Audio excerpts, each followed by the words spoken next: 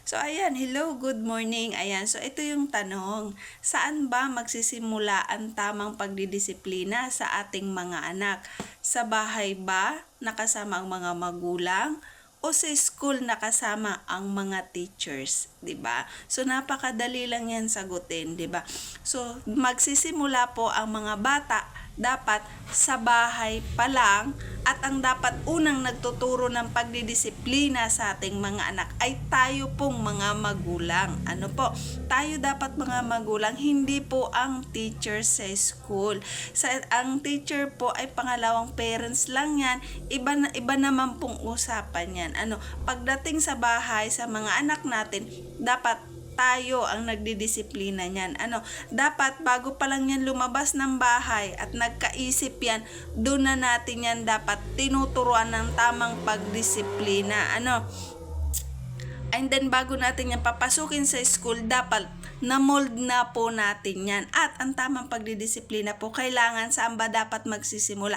Bata pa kailangan disiplinahin na? Or matanda doon ka magsisimula ng pagdidisiplina?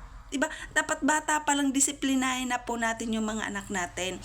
Hindi po masama ang pag-spoil sa mga anak natin. But dapat ilugar natin yung pagdidisiplina or ilugar natin yung pag-i-spoil natin sa ating mga anak. 'Di ba?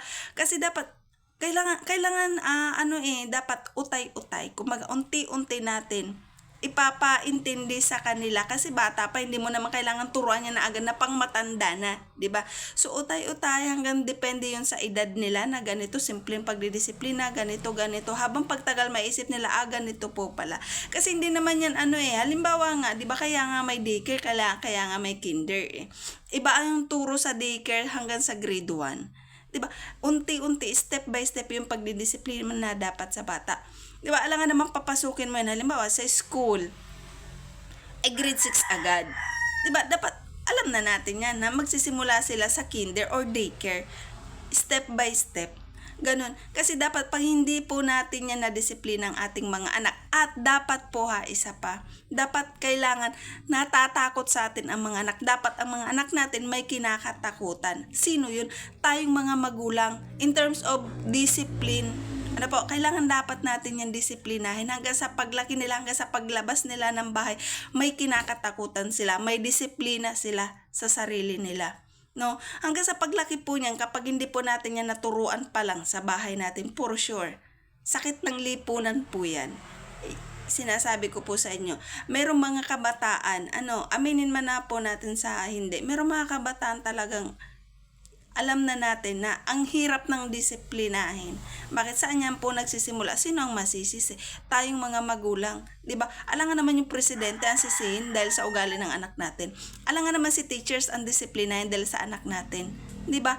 No. So dapat alam po natin yan. Alam po natin, kaya nga tayo naging magulang na eh. Alam natin kung paano disiplinahin ang mga anak natin. So, yun lamang po ang masasabi ko sa inyo. Dapat disiplinahin po natin ang mga anak natin para hindi tayo magkaroon ng problemang mga magulang sa mga anak natin. Okay? Thank you so much.